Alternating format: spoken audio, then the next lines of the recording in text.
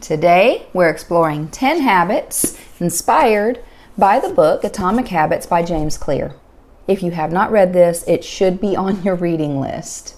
I've tailored these habits to you as an Etsy seller striving to manage your craft alongside family and other obligations. Not only am I going to tell you the 10 habits, I'm also going to give you 5 real-world examples of each.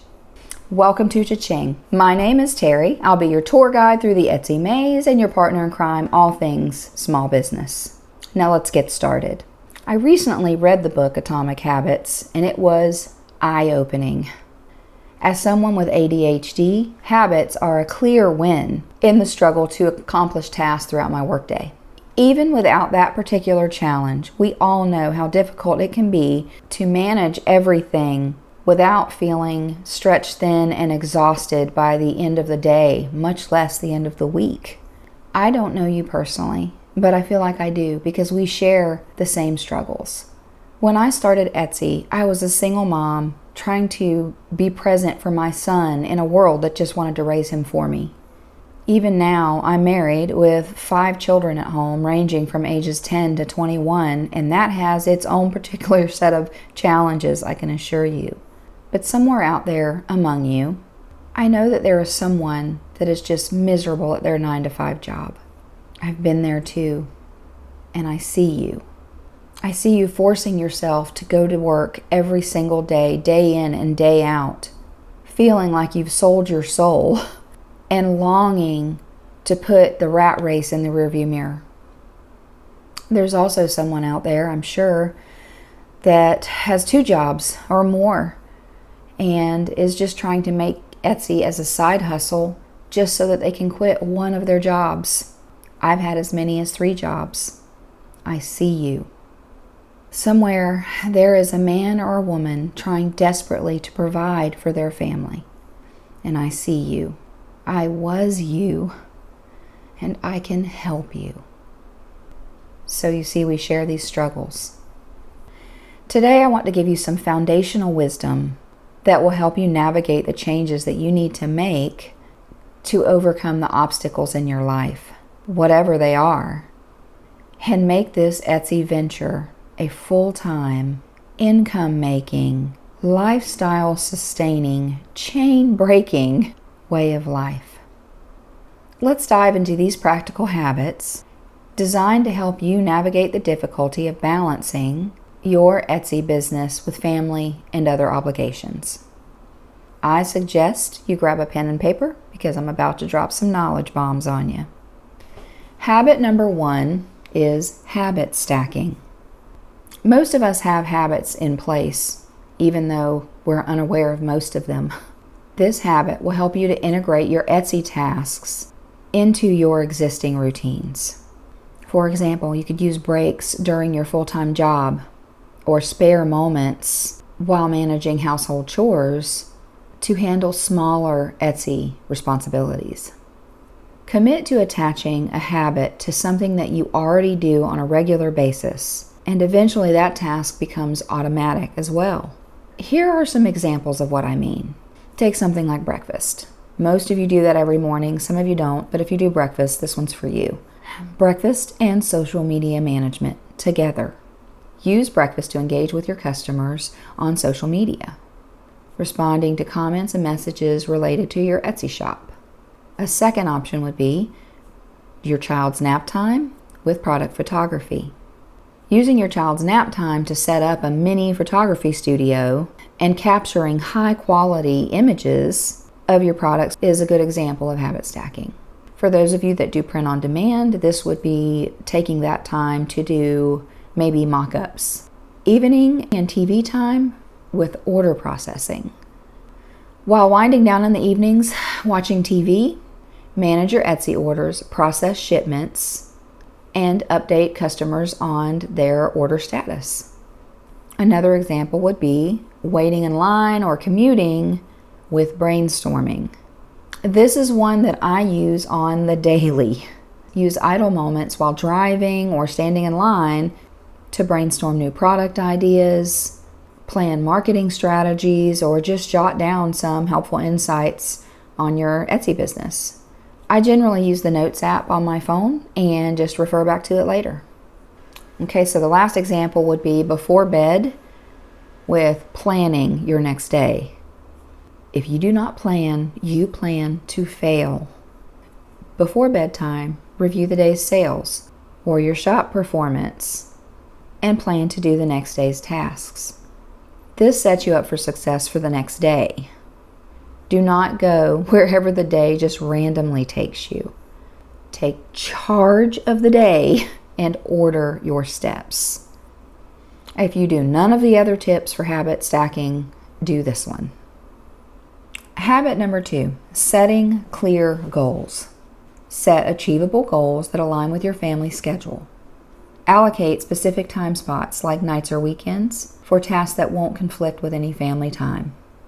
So some examples of goals would be monthly sales targets. Set your monthly sales goals that align with your family financial goals to track progress and adjust accordingly. Okay, the second goal example would be weekly product listing goals. Aim to list a certain number of products weekly, aligning this goal with your family time or quiet periods in your schedule. In other words, don't just say that you're going to list 50 items per week when you only have 1 to 2 hours available to do it in. Make this goal realistic and stick to it. Customer service response time is another goal you could set. Establish a target response time for customer messages. This one is huge. You can set up auto messages for evenings and weekends, but have office hours Monday through Friday at some point where you respond very quickly. I generally check messages at least once every few hours, and I respond to everything, even if it's just to say that I'll get back to them by the end of the day. This allows me to be quick at responding and then still leave some room for my family time. The next goal would be SEO improvement. Allocate time to improve your SEO for your shop by optimizing titles, descriptions, and tags, aiming to increase visibility and sales. This can be even just once a week. You could call it SEO Saturdays if you want. And I would just plan to at least spend maybe an hour. Another goal to set would be to have a product launching schedule.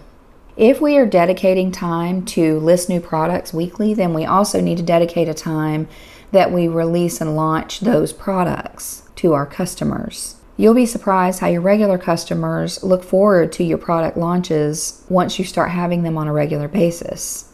You can announce these launches in your shop announcements, or you can use email to send out a notification to everyone on your list. Habit number 3 is daily productive routines. Create a daily schedule that accommodates both your Etsy shop and your family obligations. Utilize peak hours for focusing on Etsy tasks that require a lot of concentration, such as during quiet times or after the kids' bedtime. So an example of a daily productive routine would be a morning planning session. Start each day by outlining a task that you're going to perform for your shop that day. Also aligning these tasks with your family activities or your work schedule. Another example of daily productive routines would be afternoon creative time. Dedicate a specific slot of time in the afternoon for creative work, such as designing new products or brainstorming marketing ideas. Another example would be evening order management. Set aside time in the evenings to handle customer inquiries and also to prepare packages for shipping. A nightly analytics review is also another example of a productive routine. Review your analytics so that you can track your progress and identify areas for improvement. This one gets skipped a lot. Don't skip it. Knowing your analytics is important. The last one would be just a weekend inventory check. Allocate weekend time to check your inventory to make sure that you're not going to run out of stock or that you don't need certain supplies. And if you're print on demand, you could go into your print on demand service and just make sure that they don't have any out of stocks so that you can prepare for that. Habit number 4 is continuous learning. You need to engage in ongoing learning related to your craft and your Etsy business. Use your spare moments and consider involving family members. in discussions or activities related to your business growth. One example of this would be podcasts during your chores. Listen to industry-related podcasts or audiobooks while doing household chores or routine tasks. Many of you are probably already doing that right now while you're getting other things done.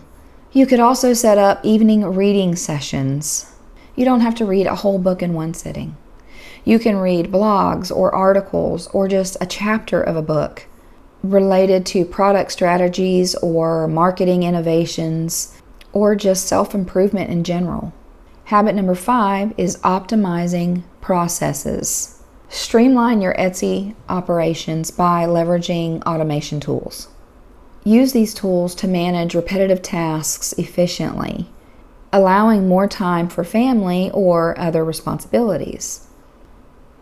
One way that you can optimize processes is automating your email response. I've said it time and time again. Email is critical, but I also realize that you don't have a lot of time. Everbee has a brand new email feature that is so easy to set up, and it automates your initial messages to your customers. I have a video on this new feature and I'll link it above. But also make sure that you check out the link in the description below, because there is a BOGO coupon there that you get basically buy 1 month, get one free. And this is an all-around tool. So it not only helps you with your email, but it also helps you with your product research. And if you sign up with my link, basically you'll be buying me a cup of coffee and it doesn't cost you anything extra. Another way that you can optimize processes is to outsource tasks. This one is super easy, especially if you're doing print on demand. They make the product for you and then they also package and ship it for you. My favorite print on demand service is Printify, and I will leave a link in the description below. The last way you can optimize processes is to leverage software for research. You can do all of the research that you need by using Etsy and, maybe some free tools. But if you're pressed for time, you really need some software that makes these tasks fast and easy. If you use Everbee for email, you can also use them for research, because this is all a combined plan. They are a one-stop shop for your niche research, your product research, your keywords research, and all of this is included in one package. Habit number 6 is to embrace failure as learning. View your setbacks as opportunities to grow. For example, you can analyze unsuccessful listings. Review and analyze them so that you can find potential areas for improvement without considering them as setbacks, but rather insights for growth. Another way to embrace failure as learning is to implement customer feedback. So when a customer complains about something, don't get mad at it. Especially if you hear the same complaint several times, use that feedback as constructive criticism in ways that you can improve your Etsy offerings. Lastly, use these failures to teach your family about resilience. They can really learn a lot from your failures and watching how you respond to them. This can set them up for success later in life. Habit 7 is network and collaboration. For instance, you can participate in online seller communities. You can engage in online forums or in social media groups specifically dedicated to Etsy sellers. This allows you to network and to share thoughts with others that are in your same industry. I'm actually considering a community for this channel. Let me know below in the comments if this is something that you would be interested in. Another thing you could do is collaborate with other Etsy sellers. When I first got started, I was doing tutus, and I did not have a heat press.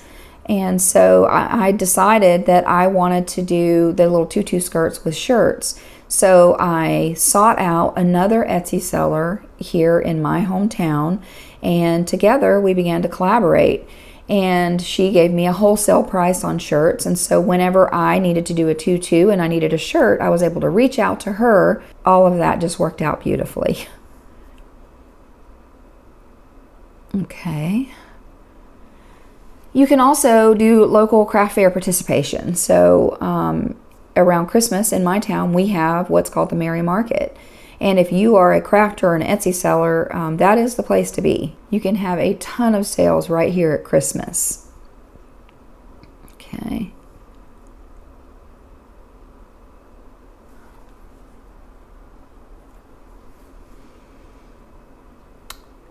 Maybe do some workshop with peers or some sort of collaborative meetings. After collaborating with the shirts with the Etsy seller that I previously mentioned, we began to have bi-weekly goal meetings. This was a great place for us to bounce ideas off of each other and to sort of set our goals and hold each other accountable. Habit 8 is mindfulness and self-care. You need to prioritize self-care routines that fit in with family activities. Allocate moments for relaxation or exercise that involve family participation, promoting both personal well-being and family bonding. One way that you can do this is family yoga or a family exercise program. You could also get creative with family activities, like a bike ride through the park or around the block. You could also do nature walks or hiking. Self-care isn't just about exercise. You could also do like a family game night. My kids love games, and I'll admit my husband is the one who plays with them the most, but oftentimes we will just have a whole bunch of teenagers over and we will be 15 of us in there playing a game. That's really great for family work-life balance. And lastly, you need a personal hobby time. For a lot of us, our hobby kind of became our business. It's important that you allocate time for personal hobbies that aren't for business. Habit 9, effective time management. This one is really hard for a lot of us Etsy sellers. I don't know about you, but I get pretty squirrely. I'm doing something and it's like, oh, there's a squirrel. Oh, there's a squirrel. There's a squirrel. One of the ways that you can have effective time management and balance your work and your family life is to have a family work calendar.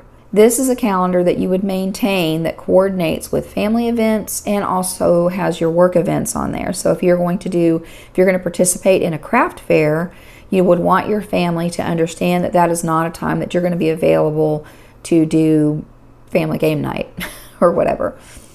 Another thing that's helpful is time blocking. And I know we've all heard this one, but having ADHD has taught me that I cannot multitask. I literally have to block the time. And that is a very effective time management strategy. So even if you don't have ADHD, if you're like most Etsy sellers, you're just sort of all over the place anyway. So time blocking helps kind of stop that. Also, prioritize your daily to-do list. So you need to do them in order of importance and go down the list. Don't just write down a bunch of things and then just do each of them as you feel like it. Write them down in order of importance and do the first thing first and the last thing last. You also need to set boundaries for work hours. And I understand that a lot of you might have young children and that's a little harder. But as they grow and as you're able to, that you need to set specific boundaries that let your family know when you are expecting to be working. Lastly, for effective time management is using productivity tools. A good example of this would be like I use my iPad and I have GoodNotes on it, and on GoodNotes I have a digital calendar. And that digital calendar is so important to me for time management because I can lay everything out. And to me, this would be separate from your family calendar. That's just to let them know what's going on. Your personal productivity tools are going to be specifically for you to be able to get a better handle on what you need to get done. Our final habit, habit number 10, is celebrating the small wins. Acknowledge and celebrate the wins that you have within your shop, also with your family. From minor accomplishments to major milestones, celebrate these victories as a collective success. You could do family achievement celebrations. Or, I love this one, you can create a family success jar. And for this jar, you would have little slips of paper and everyone could write their successes down and put them in the jar. And then once a week, you get them all out and you read them and you go over them and everybody celebrates together. Also, you could do personalized family achievement awards. My kids love it when I make them something that recognizes something that they've done. And some people have family vision boards. We don't really do a family vision board, although I can see some uses for it. But if you're going to do a family vision board, I would also include your Etsy achievements on that family vision board or any of your Etsy goals. So there you have it. 10 atomic habits to harmonize your Etsy endeavors with the various aspects of your life. If you stayed around until the end, thank you so much. Although I'm not new to Etsy at all, I've had 10 years of experience on Etsy and over 20 in business, I am relatively new to YouTube, so I'm still learning. If you found value in this video, maybe hit the like button and consider subscribing if you'd like to continue on this crazy journey with me. I put out 1 video a week right now, and I'd love to have you along. So until next time, see you later, alligator.